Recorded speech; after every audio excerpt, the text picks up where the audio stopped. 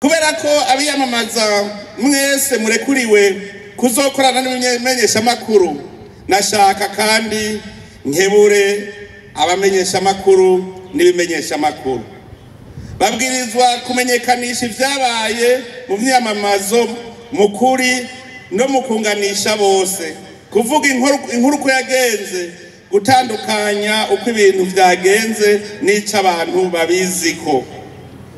Ibimenyesha makuru bitegerezwa kwirinda guha umwanya abasotorana, bitegerezwa kwirinda kandi kuvuga ibidakenewe, kudatangaza amakuru anyuranye n'inyungu z'igihugu canke yo guhungabanya umutekano w'igihugu, kwinengesera bidasanzwe imbere yo gushira habona ivyiyumviro by'abantu kubijanye n'ivyavuye mu matora.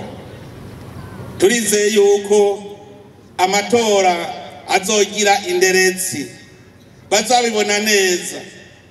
Turasavye yuko abarundi bokwemera gutohoza, uvuze yuko hari vyagenze nabi uvuga uti ni kuri akahe kazu k'amatora. Amatora ashobora kuba nabi ku kazu k'amatora kamwe, muga ntababaye hose. Nico gituma mwotoza neza zirya nderetsi bakabamenyesha neza ukuri kw'ivyabaye.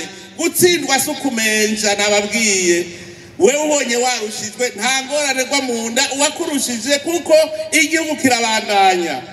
Aha rero iyo abantu babivuze nabi niho haca haza y'amajambo umumenyesha makuru mwiza yibaza imbere yuko asohora inkuru ati mbega iringira mvuge n'ahari ukuri, no kuri gukiza ubuzima canke n'ukuri gushobora kwica ubuzima. Abamenyesha makuru namwebwe muragaba muri ibihe kuko barashobora kubaryosha. Ibimenyesha makuru bitegerezwa kandi gufata kumwe abitoza bose mu kubaha uburenganzira bungana bwo gushira habona imigambi yabo ya politike, kugira borohereze abatanga amajwi guhitamwo neza ubukwiye gutorwa.